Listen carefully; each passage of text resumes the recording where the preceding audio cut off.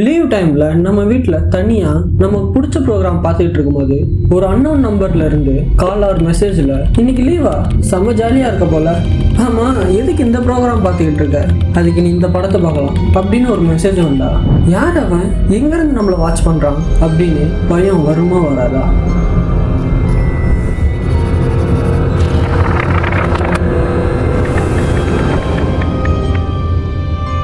June 1914 அமெரிக்காவில் new ஜெர்சியில் Westfield டவுனில் Maria ப்ராடர்ஸ் and டேரக் ப்ராடர்ஸ் அப்புறம் அவங்க 3 பசங்க தான் கையில் இருக்கிற எல்லா அமௌண்ட்டும் போட்டு பேங்க்ல லோன் எடுத்து சுமார் 10 கோடிக்கு ஒரு வீடு வாங்குறாங்க. வீட்டு நம்பர் 657. புது வீட்டுக்கு போக ரொம்ப சந்தோஷமாகவும் ஆர்வமாகவும் வீட்டுக்கு போகிறாங்க. அமெரிக்காலலாம் வீட்டுக்கு வெளியே மெயில் பாக்ஸ்னு ஒன்று இருக்கும். அப்படி இருந்த மெயில் பாக்ஸில் ஒரு லெட்டர் இருக்கு. நம்ம இப்போதான் இந்த வீட்டுக்கு வரோம், நமக்கு யார் அனுப்பிச்சிருப்பா, ஒருவேளை பழைய ஓனருக்கா இருக்கும்னு அதை எடுத்து பார்த்தா த நியூ ஓனர் அப்படின்னு போட்டு இருந்துச்சு. அதுலேயே தெரியுது போஸ்ட் யாருக்கு வந்திருக்குன்னு. அதில் டியரஸ்ட் நியூ நெய்பர்ஸ்னு போட்டு உங்களை இந்த பகுதிக்கு வரவேற்கிறேன். 657 பல வருஷமா எங்கள் குடும்பத்துக்கு முக்கிய பொருளாக இருந்து வருது. மேலும் தான் 2வது வருகைக்காக காத்திருக்கும் பொறுப்பு எனக்கு வழங்கப்பட்டிருக்கு. நான் யாருன்னு தானே நினைக்கிறீங்க? எங்கள் குடும்பம் பல வருஷமா அந்த 657 வீட்டை பார்த்துக்கிட்டு வரோம். எங்கள் தாத்தா 1920 பார்த்துக்கிட்டாரு. அடுத்து எங்கள் அப்பா 1960 பார்த்துக்கிட்டாரு. இப்போ இது ஏன் டர்ன் அப்படின்னு போட்டு இருந்துச்சு. பார்த்துக்கிறதுனா என்ன அப்படின்னு உங்களுக்கு சந்தேகம் வரும். பார்த்துக்கிறதுனா தூரத்தில் இருந்து இந்த வீட்டை பார்த்துட்டே இருப்பாங்க. இது வரைக்கும் எழுதியிருந்ததுல பயம் இல்லை, ஆனால் அடுத்து எழுதியிருந்ததுல இள ரத்தத்தை வச்சு வீடை நிரப்பிருக்கீங்க போல. அதாவது உங்கள் 3 பசங்களை தான் சொல்கிறேன். பயப்படாதீங்க, நான் அவங்க கிட்ட போக மாட்டேன். ஆனால் அவங்க பேர் எனக்கு கண்டிப்பாக தெரிய வரும்.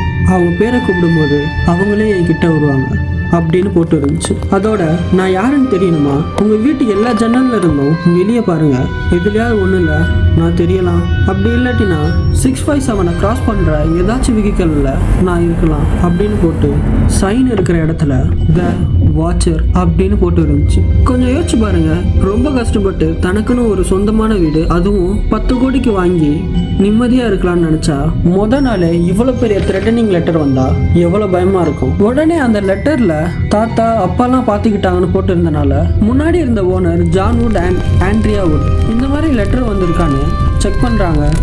ஆண்ட்ரியா வுட் இல்லை இந்த மாதிரி வந்ததில்லை அப்படின்னு சொல்லும்போது ஜான் வுட் இல்லை இந்த மாதிரி லெட்டர் வந்திருக்கு, ஆனால் நான் வேற வேலையாக வெளியே போனனால அதை எங்கே வச்சேன்னு தெரியல.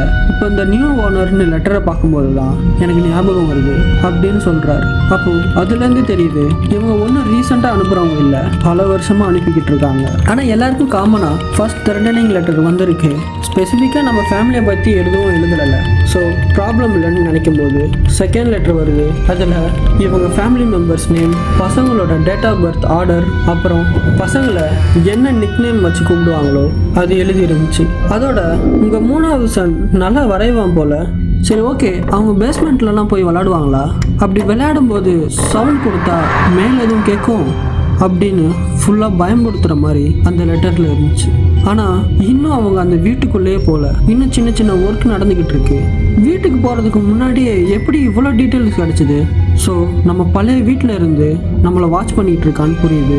உடனே போலீஸ்க்கு போகிறாங்க. போலீஸ் ஃபர்ஸ்ட் லெட்டரை பிரித்து படிக்கிறாங்க. படிச்சுட்டு இந்த மாதிரி பிராங்க் லெட்டர்லாம் நிறையா வருது, அதனால நீங்கள் எதுவும் பயப்பட வேணாம் அப்படின்னு சொல்லிட்டு அடுத்த லெட்டரை பார்க்குறாரு. பார்த்த போலீஸ்க்கு ஷாக். ஃபேமிலி டீட்டெயில்ஸ்லாம் இவ்வளோ அக்யூரேட்டாக இருக்குது, இதை பற்றி உங்கள் நெய்பர்ஸ் கிட்ட யார்கிட்டயாவது பேசுனீங்களான்னு கேட்கும்போது இல்லை நாங்கள் யாருக்கிட்டையும் சொல்லலை அப்படின்னு சொல்கிறாங்க. அப்படியே இருக்கட்டும், சொல்ல முடியாது, அவங்க கூட இதுக்கு காரணமாக இருக்கலாம் அப்படின்னு வீட்டுக்கு 2 போலீஸை சர்வேலன்ஸில் போடுறாங்க. ஆனால் போலீஸ் ஸ்டேஷன்ல இருந்து இவங்க 657 வீட்டுக்கு போகிறாங்க. மெயில் பாக்ஸில் ஆல்ரெடி 3rd லெட்டர் இருந்துச்சு. அந்த லெட்டரில் வேர் ஆர் யூ கான், 657 வீடு உங்களை ரொம்ப மிஸ் பண்ணுச்சு அப்படின்னு இருந்துச்சு.